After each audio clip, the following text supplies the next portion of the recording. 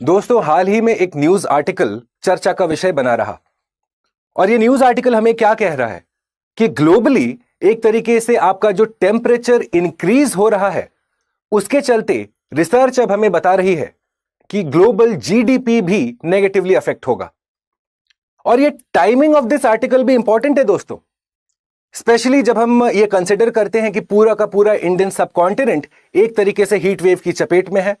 अगर आपने न्यूज भी रिसेंटली फॉलो किया होगा तो आपको यह ज्ञात होगा कि अब नई दिल्ली, राजधानी नई दिल्ली में भी 50 डिग्री सेंटीग्रेड का जो एक टेम्परेचर थ्रेशोल्ड है वो भी अब हम लांघ चुके हैं। तो क्या अर्थ है इसका? फर्स्टली, क्या कॉजेज हैं इस ग्लोबल टेम्परेचर इंक्रीज के? उसके बाद हम देखेंगे कि क्या इफेक्ट्स हैं इस ग्लोबल टेम्परेचर इंक्रीज के, इस ग्लोबल जीडीपी के नेगेटिवली अफेक्ट होने से। एंड मोर इंपॉर्टेंटली, क्या हम और आप कर सकते हैं to go deal with this problem. नमस्कार, हेलो एंड वेलकम। मेरा नाम है भुवन अपूर्व झा और मेरे साथ जुड़ने के लिए आप जाएं मेरे टेलीग्राम चैनल पे, जहां पे मैं इस पूरे लेक्चर का पीडीएफ आपके लिए अपलोड कर दूंगा। साथ ही अगर आप कोई कॉम्पिटिटिव एग्जामिनेशंस के लिए प्रिपेयर कर रहे हैं तो वैल्यू एडेड मटेरियल भी मैं आपके लिए समय समय पे इस टेलीग्राम चैनल पे उपलब्ध करता रहता हूं। नाम है भुवन स्टडी IQ। और इस डिस्कशन से रिलेटेड कोई भी कमेंट हो, कोई भी ग्रीवेंस हो या फिर कोई भी सजेशन हो, या तो आप एक कमेंट छोड़ेंगे हमारे लिए नीचे कमेंट बॉक्स में, या फिर आप जुड़िए मेरे साथ मेरे इंस्टाग्राम हैंडल पे जो भुवन स्टडी IQ के नाम से जाता है। राइट फ्रेंड्स, चलिए इस डिस्कशन में शुरुआत करते हैं और सबसे पहले देखते हैं हेडलाइन। हेडलाइन क्या कह रहा है हमें? That even 1 degree temperature rise could cut my global GDP by 12%। अब आप सोचेंगे कि ये ग्लोबल जीडीपी जो कट रहा है, जो टेम्परेचर राइज हो रहा है, ये बेंचमार्क क्या है? मतलब हम किस टाइम पीरियड से तुलना कर रहे हैं? तो ऐसा समझिए कि पेरिस क्लाइमेट अग्रीमेंट, जो कि एक तरीके से वैश्विक स्तर पे 2015 में क्लाइमेट चेंज को और क्लाइमेट चेंज के साथ डील करने के लिए एक बहुत ही इंपॉर्टेंट, ग्लोबली इंपॉर्टेंट ट्रीटी है, उसके अंतर्गत दो टेम्परेचर लिमिट्स हमें कहे गए हैं। एक है 1.5 डिग्री सेंटीग्रेड और दूसरा है 2 डिग्री सेंटीग्रेड। अब इसका अर्थ क्या है कि आपका प्री इंडस्ट्रियल लेवल्स, यानी कि 1850 से लेके 1900 तक जो टेम्परेचर रहा था, उसके कंपैरिजन में हमें ये टेम्परेचर्स को लांघना नहीं है। किसी भी कंडीशन में we should not be crossing these particular temperatures, specially ये 2 डिग्री सेंटीग्रेड वाला टेम्परेचर। अब आप सोचेंगे क्या हो जाएगा? What happens if we cross the 2 degree centigrade mark? Basically friends, climate का जब हम पढ़ाई करते हैं, स्पेशली जब आप हमारे साथ जुड़ते हैं हमारे स्टडी IQ के P2I क्लासेस में, तो हम एक कॉन्सेप्ट डिस्कस करते हैं, उसका नाम है टिपिंग पॉइंट। राइट? इसका अर्थ क्या है? ऐसा समझिए कि अगर आपका 2 डिग्री सेंटीग्रेड से टेम्परेचर आगे बढ़ गया as compare to the pre industrial levels, तो आपके जो सेंसिटिव इकोसिस्टम्स हैं, for example mangroves of Sundarban, वो नेगेटिवली अफेक्ट होंगे। क्वाइट पॉसिबल कि हमारे सुंदरबंस के जो मैंग्रोव्स हैं वो लुप्त हो जाए। और अब आप ये सोचेंगे कि सर, हमने 2 डिग्री सेंटीग्रेड से तो टेम्परेचर बढ़ा दिया, पर फ्यूचर में जाके अगर हम फिर से वो टेम्परेचर को घटा दें, हाँ, समथिंग हैपेंस और हम वो टेम्परेचर को घटाते हैं, तो क्या हमारे मैंग्रोव्स ऑफ सुंदरबन वापस आ जाएंगे? जी नहीं। इररिवर्सिबल चेंज हम देखेंगे हमारे अर्थ के globally, right from Africa, Europe, Asia, irreversible हम चेंजेस ऑब्जर्व करेंगे। अब ये रिसर्च हमें क्या कह रहा है कि ये जो 1 डिग्री सेंटीग्रेड का टेम्परेचर राइज है, ये 1850 से 1900 के दशक का बेंचमार्क से नहीं है। No, this is compare to the temperatures today. और आज हम जब कंपेयर करते हैं प्री इंडस्ट्रियल लेवल्स, यानी 1850 से 1900 में जो टेम्परेचर रहा होगा, हम ऑलरेडी 1 डिग्री सेंटीग्रेड आगे जा चुके हैं। In fact the exact figure is 1.1 degree centigrade above pre industrial levels आज का टेम्परेचर है। तो ये आर्टिकल हमें क्या कह रहा है कि आज का जो टेम्परेचर है, जो ऑलरेडी प्री इंडस्ट्रियल लेवल से ऊपर बढ़ चुका है, अब 1 डिग्री सेंटीग्रेड अगर हम और ज्यादा जाते हैं तो हमारा ग्लोबल जीडीपी घटेगा। अब आप सोच रहे होंगे कि सर, ये ग्लोबल जीडीपी घटेगा तो इसके इफेक्ट्स क्या होंगे, इसका मीनिंग क्या है, इसका कॉन्सिक्वेंसेस क्या है फ्रेंड्स? तो चलिए एक बार जल्दी से उस डिस्कशन को भी समझ लेते हैं। फॉर एग्जाम्पल, हम देखेंगे कि हमारे एक्सट्रीम वेदर इवेंट्स अब ज्यादा होंगे। अगर हमारा टेम्परेचर इंक्रीज हो रहा है फॉर एग्जाम्पल जैसे हम इस साल देख रहे हैं, बहुत ज्यादा गर्मी पड़ रही है। क्योंकि ज्यादा गर्मी पड़ रही है, ना सिर्फ हीट वेव्स, आप फ्लड्स भी ज्यादा देखेंगे, एक्सट्रीम कोल्ड भी आप ज्यादा देखेंगे। Because of all of that क्या होगा? Loss of productivity. प्रोडक्टिविटी यानी आप कितना एफिशिएंटली, कितना मेहनत कर सकते हैं। आप सोचिए, 50 डिग्री सेंटीग्रेड ऑलरेडी टेम्परेचर जा चुका है। क्या आपका एफिशिएंसी सेम है एज कंपेयर टू से your winter temperature? Absolutely not. तो मतलब आपका लोअर प्रोडक्टिविटी इसके कॉन्सिक्वेंशियल होगा। क्योंकि लोअर प्रोडक्टिविटी है मतलब आपका जीडीपी तो नेगेटिवली अफेक्ट होना ही है, 100%। करेक्ट।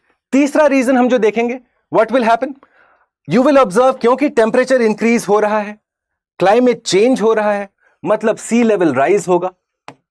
और ये सी लेवल राइज फ्रेंड्स हम काफी दफा बहुत कैजुअली लेते हैं। क्यों? ये क्यों एक सीरियस टॉपिक है? सी लेवल राइज का मतलब है कि आपके जो लो लाइंग एरियाज हैं, जो कोस्टल एरियाज हैं, जो आइलैंड्स हैं, उनका अस्तित्व पे एक सीधा सीधा चोट पहुंचेगा। ऐसा सोचिए कि आपके जो छोटे आइलैंड्स हैं, for example Tahiti, Vanuatu, Fiji, ये सारे आइलैंड्स, मालदीव्स, ये सारे आइलैंड्स अब आपके सबमर्ज हो जाएंगे पानी में। तो आप सोचेंगे क्या हो सकता है, हम लोगों को वहां से शिफ्ट कर देंगे। पर फ्रेंड्स, वो भी किसी का घर है और उस घर से रिलेटेड है उसके ट्रेडिशंस, उसका आर्ट, उसका कल्चर, उसका फूड, उसका क्लोथ्स, उसका वे ऑफ लाइफ एक तरीके से उस लैंड से जुड़ा हुआ है। और जैसे जैसे आप सी लेवल राइज देखेंगे, ये क्वाइट पॉसिबल है, इनफैक्ट इट इज एक्सपेक्टेड कि we will lose many such of those traditional knowledge that now exists. वो सब अब खो जाएंगे, जिसका सीधा सीधा चोट फिर से पड़ेगा हमारे जीडीपी पे भी, राइट। और चौथा जो हम एक तरीके से कंटिन्यूएशन ऑफ दीज 3 पॉइंट्स है, वी विल अंडरस्टैंड कि हमारा रिसोर्स स्कैरसिटी भी अब बढ़ता जाएगा। और जैसे जैसे रिसोर्स स्कैरसिटी होगा, एग्रीकल्चरल प्रोडक्टिविटी आपका डिक्लाइन हो रहा है, तो रिसोर्स घट रहा है। तो जैसे जैसे रिसोर्स स्कैरसिटी होगा फ्रेंड्स, वैसे वैसे वॉर्स ज्यादा होंगे। कंट्रीज आपस में लड़ेंगे for mineral resources, natural resources, whatever it be. इसीलिए तो फ्रेंड्स आपने देखा होगा हाल ही में United Nations Convention of the Law of the Sea, UNCLOS हम लोग पढ़ते हैं। उसमें हमने देखा कि साल 2023 में हाई सीज ट्रीटी एक तरीके से लैंडमार्क ट्रीटी बन के उभरा। क्यों? क्योंकि हम ये देख रहे थे कि हमारा हाई सीज यानी कि जो ओपन ओशन है, जो किसी कंट्री के बाउंड्री के बाहर है, वहां पे बायोडाइवर्सिटी को प्रोटेक्ट करने के लिए कोई मैकेनिज्म ही नहीं है। आप समझ रहे हैं? This is a continuation of all of it that is happening because of temperature rise, my friends. तो अब आगे बढ़ते हैं और अब हम देखते हैं एग्जैक्टली ये जो क्लाइमेट चेंज का जो एक कॉन्सेप्ट मैंने आपको बताया from pre industrial level until now, हम आज कहां पे एग्जैक्टली हैं? क्या हम अपने टारगेट्स मीट कर पा रहे हैं? नहीं। इनफैक्ट आप देखेंगे कि प्री इंडस्ट्रियल बेसलाइन अगर हम लेके चलें 0 डिग्री सेंटीग्रेड का, we are already 3.5 degree centigrade above the pre industrial level. कहां पेरिस क्लाइमेट अग्रीमेंट कह रहा है 1.5 डिग्री सेंटीग्रेड और 2 डिग्री सेंटीग्रेड और टिपिंग पॉइंट, पर हम देख रहे हैं कि हम तो 3.5 डिग्री सेंटीग्रेड के आगे आसपास चल रहे हैं।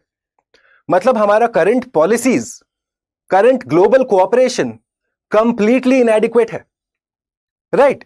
तो this is to be kept in mind friends, क्योंकि अगर ये पेरिस क्लाइमेट अग्रीमेंट का जो गोल रेंज है 1.5 डिग्री सेंटीग्रेड और 2 डिग्री सेंटीग्रेड, अगर हम ये रीच नहीं करते हैं, तो जो हमने आपको 4-5 पॉइंट्स अभी बताए, all of them will follow one by one. For example, आपके लो लाइंग एरियाज, आपके छोटे छोटे island states, coastal areas submerge हो जाएंगे। सिमिलरली आप देखेंगे स्पीशीज एक्सटिंक्शन बढ़ेगा। एनीवेज हम देख रहे हैं कि हमारे स्पीशीज अब एज कंपेयर टू 1970, ज्यादा भी साल पीछे नहीं जाना है, 50 साल बस पीछे जाइए, 1970s में जितना ग्लोबल स्पीशीज एग्जिस्ट करता था, उससे अब हम बहुत नीचे आ चुके हैं। और यह भी एक चिंता का विषय है, क्योंकि ऐसा समझिए फ्रेंड्स, स्पीशीज का एक्सटिंक्ट होना एक नेचुरल फिनोमिनन है। अर्थ के 4.6 बिलियन ईयर्स ऑफ हिस्ट्री में काफी स्पीशीज आए, काफी स्पीशीज गए, नो प्रॉब्लम। पर 1970s के बाद जो रेट ऑफ एक्सटिंक्शन है वो इनऑर्डिनेटली बढ़ चुका है, एक्सपोनेंशियली बढ़ा है फ्रेंड्स। तो यह भी एक चिंता का विषय है, क्योंकि आपके स्पीशीज इंडिविजुअल इकोसिस्टम्स में बहुत इंपॉर्टेंट रोल प्ले करते हैं। अगर आप अपने स्पीशीज को इंडिविजुअल इकोसिस्टम से निकाल देंगे, फॉर एग्जांपल अगर हम फ्लैगशिप स्पीशीज या कीस्टोन स्पीशीज को हटा दें, आपका पूरा का पूरा इकोसिस्टम कोलैप्स कर जाएगा। अगर इकोसिस्टम कोलैप्स करेगा मतलब स्ट्रेट अवे आपको इकोनॉमिक लॉस तो होना ही है। इकोनॉमिक लॉस अर्थात जीडीपी घटेगा। सेम वे आप देखेंगे कि इकोनॉमिक लॉसेस की जब हम बात कर रहे हैं, तो ये जो इकोनॉमिक लॉस हो रहा है, क्या ये इक्वली हो रहा है, ये समझना इंपॉर्टेंट है फ्रेंड्स। और इसी पे अगर हम एक फिगर पे हम नजर डालें, so have a look at this. यहां पे हम देख रहे हैं कि अगर 2 डिग्री सेंटीग्रेड इंक्रीज होता है, तो ये जो different areas of the world है, उसमें आप देखेंगे कि सबसे ज्यादा जीडीपी का जो डिक्रीज हो रहा है, you are going to find in Asia, ASEAN countries and Middle East and Africa. अब इसमें कॉमन क्या है फ्रेंड्स? अगर हम आसियान को निकाल दें, एशिया और अफ्रीका एक तरीके से आपके पॉवर्टी रिडन एरियाज में है। इसका सीधा सीधा इंटरप्रिटेशन क्या है कि ये जो जीडीपी का लॉस हो रहा है, इकोनॉमी का लॉस हो रहा है, ये अनइक्वली डिस्ट्रीब्यूट हो रहा है। और इसको सीधा समझने का आसान तरीका मैं एक और आपको बताता हूं। ऐसा समझिए कि आज जब इंडिया में हम देख रहे हैं कि टेम्परेचर काफी इंक्रीज हो रहा है, आप अपने आप से पूछिए कि जो एक्सेस टू एयर कंडीशनिंग है, क्या ये इक्वल है? आप देखेंगे रिच हाउसहोल्ड्स मल्टीपल एसीज चलाते हैं। सिमिलरली अंडर प्रिविलेज्ड हाउसहोल्ड्स, उनके पास एसीज नहीं है। तो आप देख रहे हैं कैसे आपका ability to deal with the issue is also negatively affected. तो ये आप समझ सकते हैं कि जब हम एशिया और अफ्रीका की बात करते हैं, तो ये जो लॉस हो रहा है, this will impact the communities in an unequal manner. Similarly हम देख पाएंगे कि वेस्टर्न कंट्रीज में इवन दो उनका लॉस हो रहा है, they have the financial capability to deal with that loss. उनके पास वो रिसोर्सेज हैं ताकि जो भी लॉस हो रहा है वो कॉम्पनसेट कर सके। एक और आपको उदाहरण बताता हूं मैं। कुछ साल पहले हमने देखा था कि एक अफ्रीकन कंट्री है मोजाम्बिक। मोजाम्बिक में एक मेजर साइक्लोन आया। अब मोजाम्बिक एक तरीके से एक अंडर डेवलप्ड कंट्री के श्रेणी में आता है, जहां पे हेल्थ में लगाने के लिए पैसे नहीं है, एजुकेशन में लगाने के लिए एडिक्वेट पैसे नहीं है। अब जब ये साइक्लोन आ गया, पूरा का पूरा कंट्री का इंफ्रास्ट्रक्चर टूट गया। अब उसको रिबिल्ड करने के लिए भी पैसे चाहिए होंगे, पर पैसे मोजाम्बिक के पास थे नहीं। फिर मोजाम्बिक अप्रोच करता है इंटरनेशनल मॉनेटरी फंड को। इट गोज अहेड, और अब मोजाम्बिक का अपेक्षा क्या था कि उसे दिया जाए एक ग्रांट। ठीक है फ्रेंड्स, आप जब पैसे का लेन देन होता है ना इंटरनेशनल रिलेशंस में, तो 2 तरीके से होता है। एक है लोन, जो आपको पे बैक करना पड़ेगा with a certain rate of interest, और एक होता है ग्रांट, जहां पे आपको पे बैक करने का कोई ऐसा रिस्पॉन्सिबिलिटी नहीं है। तो मोजाम्बिक ये एक्सपेक्ट कर रहा था कि उसे मिलेगा ग्रांट। अनफॉर्चुनेटली हमने देखा कि इंटरनेशनल मॉनेटरी फंड जाके उसे ऑफर करता है एक लोन, और वो भी एक हाई रेट ऑफ इंटरेस्ट पे। उसके बाद काफी चर्चा हुआ, काफी क्रिटिसिज्म हुआ in fact of the international monetary fund, और फाइनली आईएमएफ जाके एक 0% इंटरेस्ट रेट पे लोन प्रोवाइड करता है मोजाम्बिक को। इसका अर्थ क्या है कि जो साइक्लोन आया, मोजाम्बिक का पूरा इंफ्रास्ट्रक्चर तहस नहस किया, वो उसकी गलती तो थी नहीं। अब उसने पैसे उठाए आईएमएफ से, जो उसे वापस करना पड़ेगा, और ऑलरेडी उसके पास पैसे पहले भी नहीं थे हेल्थ और एजुकेशन या इंफ्रास्ट्रक्चर में इन्वेस्ट करने के लिए। विच मीन्स कि क्लाइमेट चेंज के चलते फ्रेंड्स, कंट्रीज भी अब डेट ट्रैप में और फंसती जाएंगी। और कौन से कंट्रीज ज्यादा एट रिस्क है? Countries of African continent, Asian continent. Right my friends, आगे बढ़ते हैं और अब हम देखते हैं क्लाइमेट जस्टिस का कॉन्सेप्ट कैसे इसके साथ जुड़ता है। जब आप समझ पा रहे हैं कि ये क्लाइमेट चेंज और उसका इफेक्ट्स इतना सिंपल नहीं है, एक स्ट्रेट लाइन में नहीं चल रहा है ये कॉन्सेप्ट, तो क्लाइमेट जस्टिस इसी का एक तरीके से एक्सट्रापोलेशन है। इसी का हम कॉन्सेप्ट को आगे बढ़ा के एक सोल्यूशन की तौर पे क्लाइमेट जस्टिस हमारे लिए एक सोल्यूशन प्रोवाइड करता है। अब क्लाइमेट जस्टिस है क्या? देखिए, फॉर एग्जाम्पल एकदम सिंपलेस्ट टर्म्स में समझते हैं। इंडस्ट्रियल रेवोल्यूशन सबसे पहले कहां आया? वेस्टर्न कंट्रीज में। मतलब उन्होंने कोल जलाना पहले सीखा, क्योंकि उन्होंने कोल जलाना और कोल को एक्सट्रैक्ट करके उसके यूजेस उन्होंने पहले सीखा, तो उनके पास इंफ्रास्ट्रक्चर, टेक्नोलॉजी डेवलपमेंट भी पहले आया। विच इज वाई हम देखते हैं कि वेस्टर्न कंट्रीज से कॉलोनियलिज्म एक तरीके से as a part of their industrial revolution का बाई प्रोडक्ट उभर के आता है। अब हम देखते हैं कि वो कॉलोनियलिज्म जो एक पॉलिटिकल स्ट्रक्चर उभर के आया, उससे वो अफ्रीकन कॉन्टिनेंट, एशिया में, इंडिया में वो कॉलोनियलिस्ट गवर्नमेंट लगाते हैं। Colonialism comes as a form of government, as a form of political structure, जिससे हम देखते हैं कि इंडिया का अगर एग्जांपल लें, मैसिव लूट हुआ, आपके रिसोर्सेज निकले। इसका अर्थ क्या है फ्रेंड्स? आज जब हम 2024 में हैं, जब हम क्लाइमेट चेंज से जूझने की बात करते हैं, डील करने की बात करते हैं, तो क्या हम वेस्टर्न कंट्रीज और ये जो कंट्रीज कोलोनाइज हुए थे, इनको क्या हम एक पायदान पे रख सकते हैं? Can we keep them at the same platform? Absolutely no. So we have to understand friends कि जो ये क्लाइमेट जस्टिस है, ये एक इंटरलिंक्ड कॉन्सेप्ट है when it comes to climate change. जब तक आप क्लाइमेट जस्टिस को साथ में लेके नहीं चलेंगे, तो क्लाइमेट चेंज के साथ डील करने की अडेप्टेबिलिटी और मिटिगेशन पॉसिबल ही नहीं है। तो इसके 6 पिलर्स हम रफली समझते हैं फ्रेंड्स। क्या है उसके 6 पिलर्स? फॉर एग्जाम्पल, आपके नेचुरल क्लाइमेट सॉल्यूशंस होने चाहिए, मतलब ग्रीन एफर्ट्स होने चाहिए। ऐसा नहीं हो सकता कि आप लैंड यूज चेंज कर दें, या फिर आप ट्रेडिशनल राइट्स, इंडिविजुअल राइट्स को लांघते हुए, उसको कुचलते हुए सॉल्यूशंस फाइंड करें। सिमिलरली वी फाइंड कि social, racial and environmental justice, जो ये कॉलोनियल फॉर्म ऑफ गवर्नमेंट आया, अफ्रीका में हमने क्या देखा कि वहां का इंडिजिनस, जो वहां के ट्रेडिशनल लोग हैं, उनके राइट्स को कुचला गया, उनके अडेप्टेबिलिटी को कुचला गया। आज अफ्रीका अगर पुअर है, it is a direct by product, क्योंकि एक रिसोर्स रिच नेशन है जो कॉलोनियलिज्म के अंदर था, और आज उसके पास वो एबिलिटी ही नहीं है कि वो क्लाइमेट चेंज के साथ इफेक्टिवली डील कर सके। तो एक रियलाइजेशन होनी चाहिए, एक्नॉलेजमेंट होनी चाहिए, और उसके बाद एक रिपेयर मैकेनिज्म हमें देना पड़ेगा, so as to make sure कि जो पास्ट डैमेज हुआ है हम उसकी भी भरपाई करें। Similarly climate education and engagement, awareness एक मेजर इशू है फ्रेंड्स।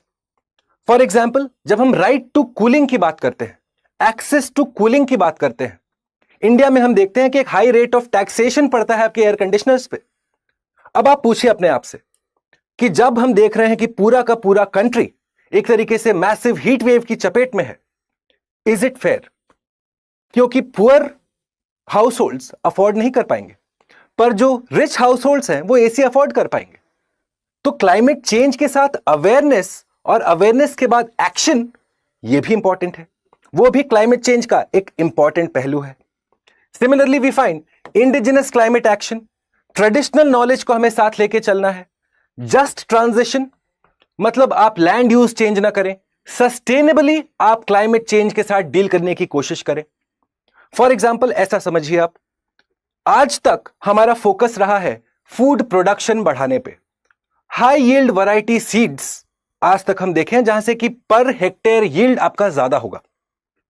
पर जैसे जैसे क्लाइमेट चेंज बढ़ते जाएगा फ्रेंड्स, मुझे बताइए, क्या हाई यील्ड वैरायटी सीड्स ही हेल्प करेंगे हमें? नहीं। हमें क्या चाहिए? हमें वैसे सीड्स चाहिए जो ड्रॉट रेजिस्टेंट हो, फ्लड रेजिस्टेंट हो। क्या अब हम देख रहे हैं कि हमारे जो जीएम कंपनीज हैं वो उस दिशा में काम कर रहे हैं? नहीं। तो एक तरीके से जस्ट ट्रांजिशन एक इनहेरेंट कॉन्सेप्ट है क्लाइमेट जस्टिस का। Similarly community resilience and adaptation. अब अडेप्टेशन क्या होता है, मिटिगेशन क्या होता है, यह मैं आपको थोड़ी देर में समझाता हूं, पर ऐसा समझिए कि कम्युनिटी लेवल पे आपको सक्षम बनाना पड़ेगा आपके लोगों को to deal with the problem. ऐसा नहीं हो सकता कि आप आपके स्टेट हेडक्वार्टर्स या नेशनल कैपिटल से बैठ के आप दूर दराज के इलाकों को सशक्त बना पाए। एक टॉप डाउन एफर्ट यहां पे शायद काम ना करे, बॉटम अप अप्रोच काम करेगा। तो यह है क्लाइमेट जस्टिस का एक उदाहरण जो मैं आपके सामने प्रस्तुत करना चाहता था, as to how this will help us deal with climate change better. अब आगे बढ़ते हैं और समझते हैं ये मिटिगेशन स्ट्रैटेजीज। देखिए फ्रेंड्स, काफी दफा स्टूडेंट्स को इसमें थोड़ा डाउट रहता है कि सर अडेप्टेशन और मिटिगेशन का फर्क क्या है। उसमें मैं हमेशा ये बोट एग्जाम्पल यूज करता हूं। बोट एग्जाम्पल क्या है फ्रेंड्स, कि आप एक बोट पे है और आप देख रहे हैं कि आपका बोट अब सिंक करना चालू कर रहा है। There is a small hole here जहां से पानी घुस रहा है। अब आपके पास दो ऑप्शंस हैं। अगर आप डूबना नहीं चाहते तो दो ऑप्शंस हैं। पहला ऑप्शन, ये जो होल है जहां से पानी घुस रहा है, आप उसको बंद करने की कोशिश करें, राइट? तो क्लाइमेट चेंज के संदर्भ में इसका अर्थ हुआ आप मिटिगेट करने की कोशिश कर रहे हैं। मतलब क्या है कि जो भी प्रॉब्लम है हमारा क्लाइमेट चेंज का, उसका रूट कॉज को जब आप एड्रेस करेंगे, मेन कॉज को जब आप एड्रेस करेंगे, वो है मिटिगेशन। मेन कॉज क्या है हमारा? Green house gases. हम अगर ग्रीन हाउस गैसेस के एमिशंस को कम करते हैं तो हम मिटिगेशन स्ट्रैटेजीज में काम कर रहे हैं। दूसरा कॉन्सेप्ट है adaptation. Now coming back to the boat again, आपका दूसरा ऑप्शन क्या है? आपने देख लिया कि ये होल हमसे बंद नहीं हो पा रहा है, तो आप क्या करेंगे? अगर आपके पास एक बकेट रहा, बाल्टी रहा, तो आप यहां से पानी निकाल के फेंकना शुरू करेंगे ताकि आप लंबे समय तक आप डूबे नहीं। यही हो गया क्लाइमेट चेंज के सेंस में अडेप्टेशन, जहां पे आप कम्युनिटीज को, कंट्रीज को, स्टेट्स को वो एबिलिटी, वो कैपेसिटी दे रहे हैं to deal with climate change. Correct? तो this is adaptation, this is mitigation. Now mitigation strategies हमारे क्या क्या है? फॉर एग्जाम्पल, हम रिन्यूएबल एनर्जी में और इन्वेस्ट करें, हम जाके एनर्जी एफिशिएंसी बढ़ाएं और सस्टेनेबल लैंड यूज करें। लैंड बहुत ही इंपॉर्टेंट रिसोर्स है फ्रेंड्स। सस्टेनेबल लैंड यूज का मतलब क्या है कि लैंड के कैरेक्टर को हमें नहीं बदलना है। जहां तक हो सके हमें सस्टेनेबली लैंड को यूज करना है, अफॉरेस्टेशन करना है, मेकिंग श्योर कि हमारा सॉइल का कंटेंट, सॉइल का न्यूट्रिएंट वैल्यू बना रहे, right? So this will help us attack the main source of problem, right? Going forward, the policy implications. Now अब जब हमने ये सारा कॉन्सेप्ट समझ लिया कि लॉसेस क्यों हो रही हैं क्लाइमेट चेंज के चलते, कैसे हम डील कर सकते हैं क्लाइमेट जस्टिस के साथ, तो पॉलिसी इंप्लीकेशंस क्या बनते हैं इसके? पॉलिसी इंप्लीकेशन अर्थात हम क्या क्या डिफरेंट सेक्टर्स के लिए कर सकते हैं। फॉर एग्जाम्पल, आप देखिए, loss of capacity due to heat, जो आपका वर्क एफिशिएंसी है वो घट रहा है, वो आप कैसे उसको सॉल्व कर सकते हैं? अगर आप एक्सेस टू कूलिंग देंगे, है कि नहीं? पर अगर आप एसीज पे हाई रेट ऑफ टैक्सेशन लगा के बैठे रहेंगे तो कहां पे आप प्रोडक्टिविटी बढ़ा पाएंगे? अगर प्रोडक्टिविटी नहीं बढ़ा पाए तो जीडीपी तो घटना है ही। Similarly, cost of adapting coastal states, आपके कोस्टल एरियाज को भी हमें अब सक्षम बनाना है to deal with the rising sea levels. अब उसके लिए आप बाउंड्रीज बनाएं या आप बुलेवार्ड्स बनाएं, या जो भी आपको what ever infrastructure is needed should be done.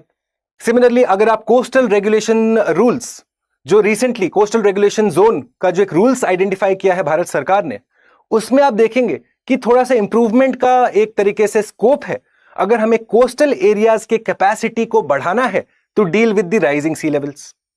Similarly, relocation of whole towns, relocation cost intensive होता है, पैसे चाहिए ये सब चीजों के लिए, कहां से आएगा? विच मीन्स आपको क्लाइमेट चेंज का जो क्लाइमेट जस्टिस वाला कॉन्सेप्ट है, जहां पे ईच ऑफ दीज एफर्ट्स, चाहे मिटिगेशन हो, चाहे अडेप्टेशन हो, चाहे लॉस एंड डैमेज हो, आपको चाहिए पैसे। वो पैसे कहां से आएंगे, वो पैसे कैसे उठेंगे और कैसे डिस्ट्रीब्यूट होंगे, उस पर भी क्लैरिटी चाहिए आपको। और ये ऐसे करना है ताकि उस लैंड से एसोसिएटेड जो मेरा एक ट्रेडिशनल नॉलेज है, फूड है, क्लोथ्स है, आर्ट है, कल्चर है, वो भी लुप्त ना हो। सिमिलरली, श्रिंकिंग प्रोडक्टिविटी हमें डील करना है। बेसिक फूड स्टफ, उसका हम देखते हैं प्राइसेस बढ़ रहा है। अगर आपने सीसैट के पेपर्स देखे होंगे सिविल सर्विसेज के, तो वहां पे एक तरीके का पैसेज हमेशा आता रहता है, and that is to do with eating locally, कि आप लोकली सोर्स्ड खाना खाइए। जितना दूर से आपका खाना आएगा उतना कॉस्ट ज्यादा होगा। वो क्यों है? वो why is it the civil services is testing that concept? Because the farther your the food comes from, जितने दूर से हमारा खाना आ रहा है, उतना ज्यादा वल्नरेबल आप बना रहे हैं to the food system that exists, right? Similarly, meteorological phenomenon बढ़ेंगे, वॉर्स बढ़ेंगे, आपके रिसोर्सेज के लिए वॉर्स होंगे, जो कि आज भी हम देख रहे हैं। आप साउथ अमेरिका का एग्जाम्पल लीजिए, अफ्रीका का एग्जाम्पल लीजिए, most of the Wars friends, जितना भी क्राइसिस हो रहा है, has a resource identification behind it, right? हो सकता है कि उसको प्रेजेंट किसी और तरीके से किया जा रहा हो, पर a deeper study will tell me कि it is all to do with resource. Right my friends? And finally, तो हम और आप क्या कर सकते हैं इसके लिए? कॉर्पोरेट लेवल पे जब हम बिजनेसेस का, कॉर्पोरेट गवर्नेंस का बात करते हैं, वहां पे कॉर्पोरेट सोशल रिस्पॉन्सिबिलिटी एक इंपॉर्टेंट पहलू बन के उभरता है। बिजनेसेस को भी अब ग्रीनिंग की तरफ जाना पड़ेगा। It is no longer a choice but a compulsion. Similarly individual level पे आप क्या कर सकते हैं? For example, mission life Bharat सरकार ने लॉन्च किया था, जहां पे इंडिविजुअल सस्टेनेबिलिटी की बात की गई है। अब ये सब कॉन्सेप्ट्स को सिर्फ किताबों तक सीमित नहीं रखना है, हमें ऑन द ग्राउंड इंप्लीमेंटेशन की जरूरत आ चुकी है। Climate change is here friends, and it is going to stay unless and until you and I come together to deal with it in an effective manner. I hope ये discussion आपको अच्छा लगा, और if you like the discussion, please do consider leaving a like and a comment. और क्या आपका thought है? Let me know that in the comment too. What else can you and I do, including the government, to deal with this issue better?